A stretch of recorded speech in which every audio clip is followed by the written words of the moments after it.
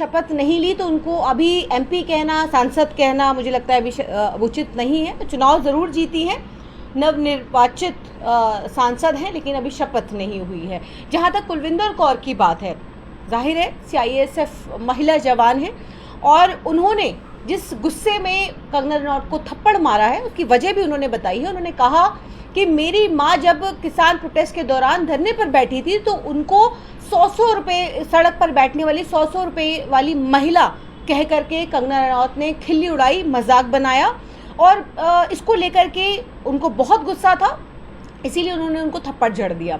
लेकिन देखिए सवाल ये है कि आज जिस तरीके से कुलविंदर कौर जैसी महिलाएं महिला जवान सीआईएसएफ में तैनात हैं और बीते 10 सालों में जिसके साथ जो नफरत जिस तरीके से परोसी गई पिछले 10 सालों में, आप सोच के देखिए कि उन लोगों के जो भारत माता की सेवा करते हैं, भारत माँ के लिए जान न्यौछावर कर देते हैं, देश के लिए जान न्यौछावर करते हैं, तो क्या किसी की माँ को गाली दी जाए? तो हिंसा का रास्ता नहीं, बिल्कुल मैं वही कहना चाह रही हूँ कि माँ को गाली दी जाए तो उसका खून क्यों नहीं खौलेगा? जाहिर है बापू के रास्ते पर देश चलता है, अहिंसा से नहीं, हिंसा से नहीं, अहिंसा से देश चलेगा।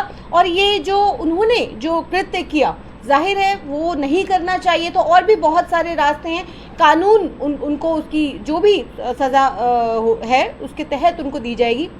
लेकिन आज जो हमने इसकी तत्परता देखी है, जिस तेज़ी से केंद्र सरकार ने, क्योंकि सीआईएसएफ केंद्र सरकार के अधीन आता है, और जिस तेज़ी दिखाते हुए केंद्र सरकार ने इस महिला जवान को बर्खास्त करने का काम किया, पूछना चाहते हैं कि इतनी तेज़ी और मामलों में क्यों नहीं होती है? कि जिस तरीके से हमने देखा कि बीते दिनों पिछले 10 सालों के अंदर हमारी बहन बेटियों के साथ लगातार हत्या और बलात्कार होते रहे, लेकिन ये तेज़ी उन केसों में क्यों नहीं आई? मैडम एक बात समझ में आ रही है, बर्खास्त करने की बात पर आप इतने आग बकबूला हो रही है, क्यों ना किया जाए बर्खास्त? हिंसा का रास्ता इख्तियार किया। एक लेडी सीआईएसएफ लेडी कांस्टेबल है, यानी कि वो गवर्नमेंट के जो सर्वेंट है, और एक एमपी जो अभी नई एमपी बनी है उस पर चाटा कस देती है। क्या कंगना रनौत को ये अधिकार है कि वो लोगों को उकसाए? उन्होंने उनके भाषण सुनिएगा, वो अपने भाषण में थप्पड़, चाटे, चमेट मारने की बात करती हैं। क्या इस पर इसकी जांच नहीं होनी चाहिए? क्या वो जिस तरीके से लोगों को उकसाने का काम कर रही है अपने भाषणों में, वो थप्पड़ मारने की बात कर रही है, वो पहाड़ी थप्पड़ की बात कर रही हैं, आज उनको लौट करके अगर उनको तमाचा पड़ गया तो फिर इतनी हाय हाय क्यों है? क्योंकि जब वो चमेट मारने की बात कर रही थी तब तो बहुत वाह वाह हो रही थी अपने भाषण में, लेकिन जब उनको चमेट लगा जो कि उनकी खुद की कृत्य की वजह से, तो फिर इतना हाय हाय क्यों है? आपको याद दिलाना चाहती हूँ, आपको याद होगा कि इंद्रलोक के अंदर एक कांस्टेबल ने एक वर्दी पहन करके, क्योंकि आज मैं देख रही हूँ कि लगातार सोशल मीडिया पर जिस तरीके का ज्ञान दिया जा रहा है, वो भी नमाजियों को जिस तरीके से लात और घुसे मारे थे, वो भी उसने भी वर्दी पहनी थी, लेकिन उन नमाजियों का क्या कसूर था? वो जिस तरीके से उनको लात और घुसे वर्दी पहन करके उनको मारा गया, क्या कसूर था? चलती ट्रेन के अंदर जयपुर, आपको याद होगा जयपुर मुंबई एक्सप्रेस के अंदर एक कांस्टेबल मुस्लिम जो कि दाढ़ी और टोपी पहने हुआ था, उनको गोली से भून देता है। क्या उनकी क्या गलती थी? उन्होंने किसी का मजाक नहीं बनाया, लेकिन उसको भून दिया जाता है। उसको डिफेंड करने वाले लोग भी हैं, जो ऐसे लोग, जो सचिन नाम था उसका, उस कांस्टेबल का, उसको डिफेंड करने वाले लोग, राम भक्त जैसे लोग, जो कि बंदूक लेकर के शाहीन बाग पहुंच जाते हैं और गोली बंदूक से जो है वो फायर करते हैं, तो उसको डिफेंड करने वाले इस देश के अंदर लोग हैं। तो बीते 10 सालों में जो नफरत परोसी गई है इस देश के अंदर, दो धड़ बांट दिए गए। आज ये देखिए, इस देश का दुर्भाग्य ये है कि आज अगर आपको अयोध्या से वोट नहीं मिले तो आप अयोध्या वालों को जो आप गाली देते हैं, महाराष्ट्र से अगर आपको वोट नहीं दिया गया, क्योंकि आप वोट की राजनीति करते हैं, आपको कोई मतलब नहीं है, आपको रामलला से कोई मतलब नहीं था, आपको वोट से मतलब था, आपको सत्ता चाहिए थी, आपको कुर्सी चाहिए थी। और इसका बहुत बड़ा उदाहरण देना चाहती हूँ कि आज जिस तरीके से कंगना रनौत को थप्पड़ पड़ा है, उस थप्पड़ का बदला, क्योंकि जाहिर है भारतीय जनता पार्टी बदले की राजनीति करती है, प्रतिशोध की राजनीति करती है, और वो बदला उन्होंने, उस किसान बेटी का बदला उन्होंने कहाँ जाकर के लिया? जयंत चौधरी, आपको याद होगा, आज जो ट्रेंड भी कर रहे हैं, जयंत चौधरी को किस तरीके से, आपको याद होगा कि किस तरीके से अभी भारत रत्न, उनके दादा को भारत रत्न दिया गया, किसान नेता रहे हैं चौधरी चरण सिंह, लेकिन उनको आज किस तरीके से जमीन पर बिठाया गया, किस तरीके से नीचे बिठाया गया, जबकि एक सीट जो जीत करके आए हैं उनको ऊंची कुर्सी दी गई, लेकिन उनको नीचे बिठाया गया। तो देखिए ये बदला जो था, क्योंकि वो किसान नेता हैं और किसान नेता के पोते हैं, तो जाहिर है ये बदला मोदी जी ने कहाँ लिया, क्योंकि प्रतिशोध की राजनीति करते हैं। इसके बाद अगर हम बात करें कि आज बदले की भावना की अगर हम बात करें, तो पिछले 10 सालों में हमने देखा कि किस तरीके से ये बदले की भावना, किस तरीके से मोदी सरकार मुसलमानों से, अल्पसंख्यकों से लेती रही है। तो जाहिर है ये प्रतिशोध की राजनीति करते हैं। और मैं उस बेटी के लिए कहूँगी कि देखिए, मैं उसको जस्टिफाई नहीं कर रही, मैं ये नहीं कह रही कि, ना ही मैं इसको प्रमोट कर रही हूँ कि जो कुलविंदर कौर ने किया वो बहुत सही किया, लोगों को कानून अपने हाथ में ले लेना चाहिए, मैं ऐसा नहीं कह रही हूँ, मैं फिर से कह रही हूँ।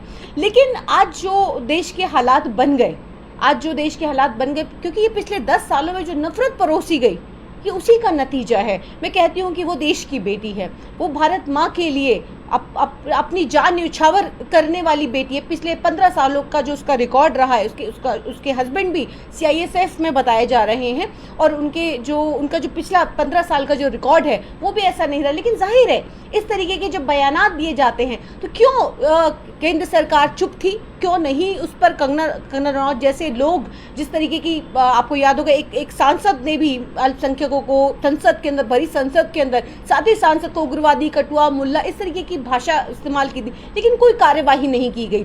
जब कंगना रनौत ने इस तरीके की भाषा इस्तेमाल की, जो 100 रुपए की महिला, शाहीन बाग की महिलाओं को भी उसने 100 रुपए, सड़क पर बैठने वाली 100 रुपए की महिला कहा, तो जाहिर है क्यों नहीं खून खोलेगा।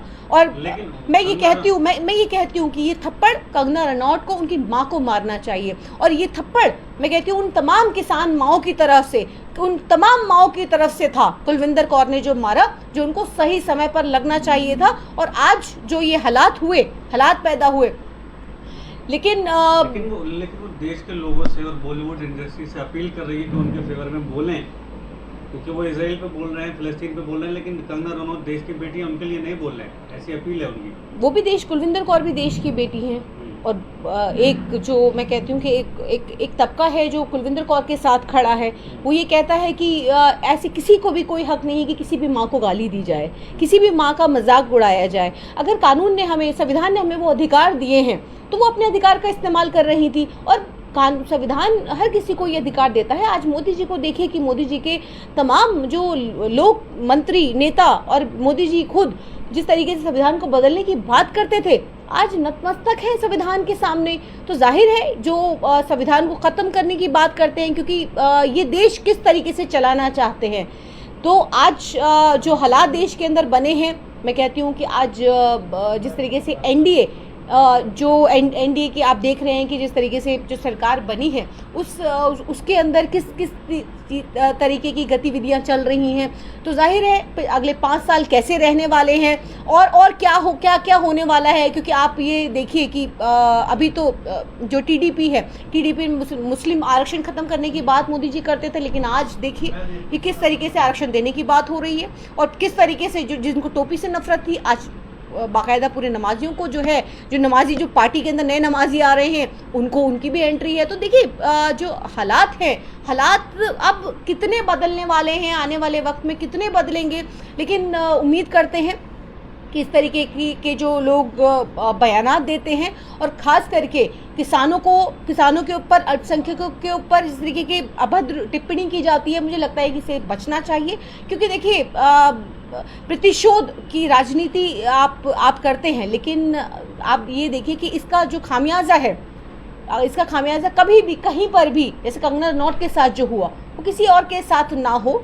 इसीलिए उम्मीद करते हैं कि लोग अब जो खास करके जो अंधभक्त हैं वो अंधभक्त ऐसे बयानात देने से बचेंगे। लेकिन मोदी जी ने तो संविधान को नमन करते हुए कहा है कि मेरे बारे में भ्रम फैलाया गया और मैं खुद संविधान के जरिए यहाँ तक आया हूँ। बाबा साहब का ये मतलब महान कार्य है जिसका हम इस्तेमाल करते हैं और अपना हक पाते हैं देश में। इस तरीके की बात उन्होंने कही है कि विपक्ष ने भ्रम फैलाया था कि वो संविधान खत्म करेंगे।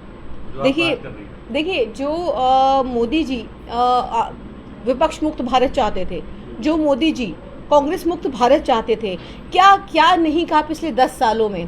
कांग्रेस को किस तरीके से किन किन शब्दों को कि कांग्रेस की विधवा श्रीमती सोनिया गांधी जी को ये कहा, किस तरीके से जर्सी गाय जैसे शब्दों का बार गर्ल टाइप इस तरीके की भाषा का इस्तेमाल किया गया।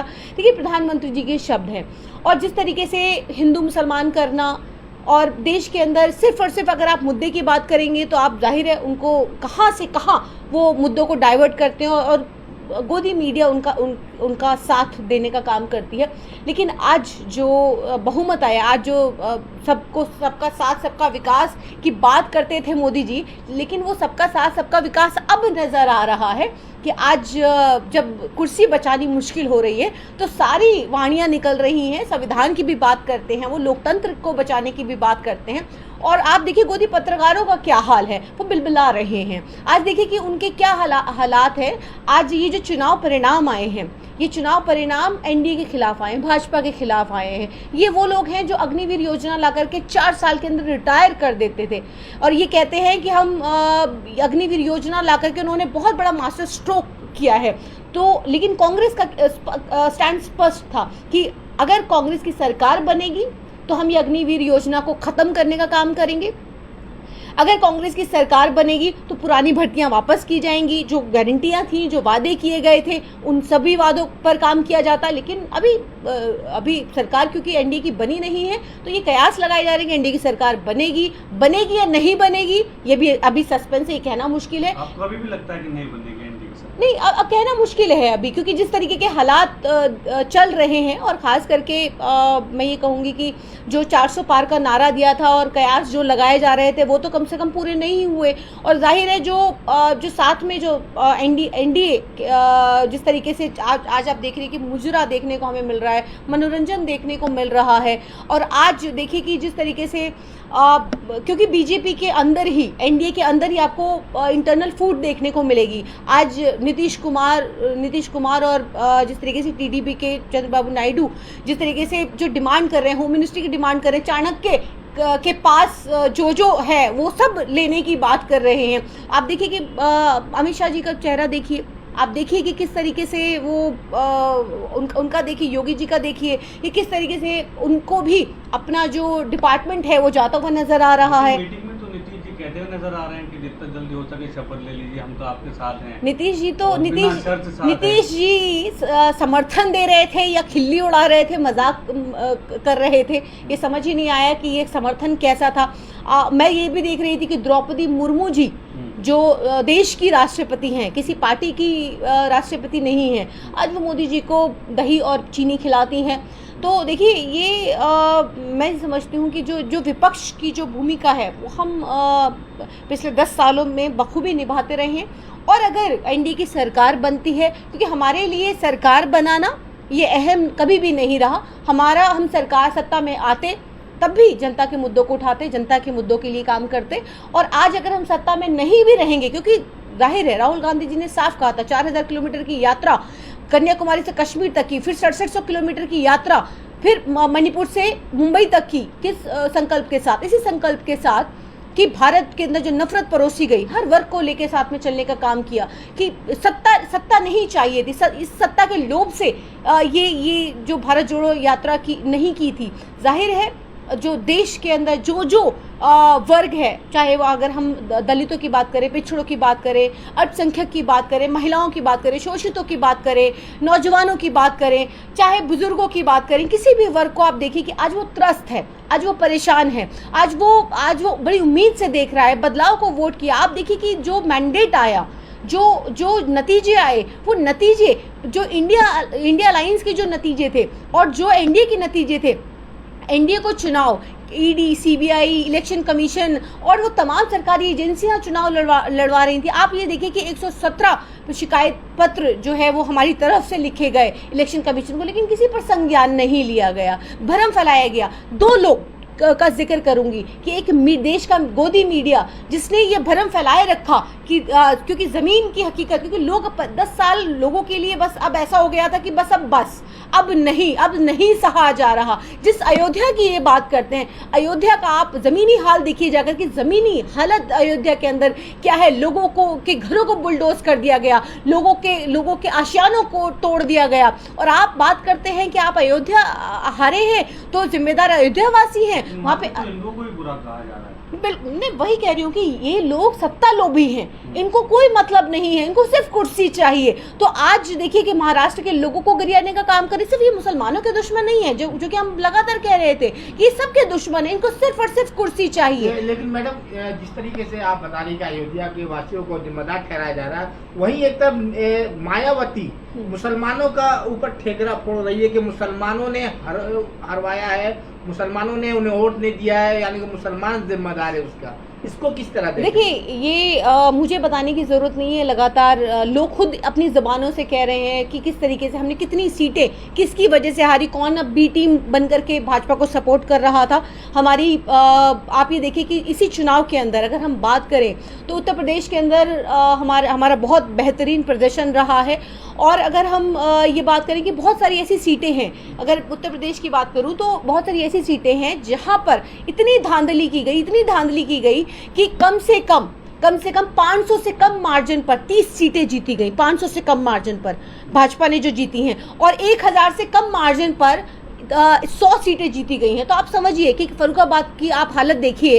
तो ये धांधली जो है, ये जो आप मायावती जी का जिक्र कर रहे हैं या किसी का भी जिक्र कर रहे हैं, लेकिन साथ ही साथ उन्होंने ये भी कहा कि मुसलमान